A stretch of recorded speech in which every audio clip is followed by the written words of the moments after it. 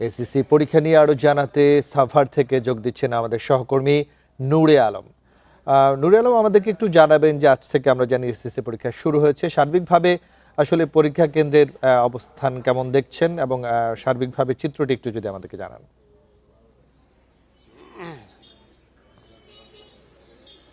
আমি রাজধানী সহ ঢাকার আশেপাশের বেশ কয়েকটি কেন্দ্রে গিয়েছি। আমরা দেখছি যে পরীক্ষা সুষ্ঠুভাবে অনুষ্ঠিত হচ্ছে। সকাল 10টা থেকে পরীক্ষা শুরু হয়েছে। এবার যানজট এড়ানোর জন্য সকাল 8টা থেকেই কেন্দ্রে প্রবেশের নির্দেশনা দেওয়া হয়েছে শিক্ষা মন্ত্রণালয় থেকে। গতকাল শিক্ষামন্ত্রী সংবাদ সম্মেলন করেও তিনি কথা জানান। সেই সঙ্গে আমি একটু জানিয়ে রাখি যে শিক্ষামন্ত্রী কিন্তু এবার নকল রোধে এবং ডিজিটাল প্রতারণা রোধে তিনি কিন্তু শক্ত পদক্ষেপ নিচ্ছেন এবং বিভিন্ন কেন্দ্রে, আমার কাছে যতটুকু তথ্য আছে, বিভিন্ন কেন্দ্রে তিনি পরিদর্শনে যাচ্ছেন যাতে কোনো ধরনের অপ্রীতিকর ঘটনা না ঘটে।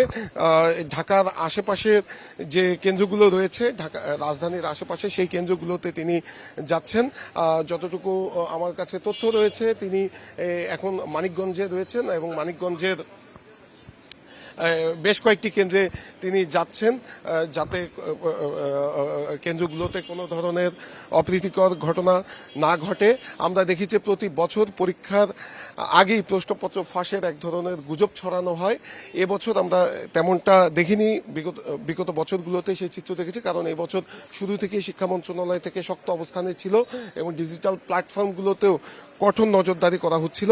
সেই সঙ্গে যে সকল কেন্দ্র রয়েছে সেই কেন্দ্রগুলোতে প্রত্যেকটি কেন্দ্রগুলোকে সিসি ক্যামেরার আওতায় নিয়ে এসেছে। যে কক্ষগুলোতে পরীক্ষা হচ্ছে সেই কক্ষগুলোতেও সিসি ক্যামেরার আওতায় নিয়ে আসা হয়েছে নকল সহ অনিয়ম প্রতিরোধে। কারণ একটি অভিযোগ রয়েছে, বিশেষ করে মাদ্রাসার বিভিন্ন প্রত্যন্ত এলাকার যে কেন্দ্র রয়েছে সেই কেন্দ্রগুলো নিয়ে নানা ধরনের অভিযোগ প্রতি বছরই শিক্ষা মন্ত্রণালয়ে আসে যে সেখানে যারা পরীক্ষার দায়িত্বে থাকেন তাদের সহযোগিতায় সেই কেন্দ্রগুলোতে বিশেষ করে এমসিকিউ অংশে নকল হওয়ার এক ধরনের অভিযোগ রয়েছে।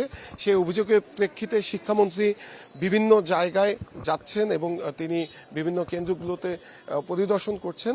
কোনো জায়গায় যদি কোনো ধরনের অনিয়মের ঘটনা ঘটে তাহলে কঠোর ব্যবস্থা নেওয়া হবে। সেই সঙ্গে প্রশ্নপত্র ফাঁস এবং এর গুজবের সাথেও যারা জড়িত থাকবে তাদের বিরুদ্ধেও কঠোর ব্যবস্থা নেওয়ার হুঁশিয়ারি দিয়েছে শিক্ষামন্ত্রী।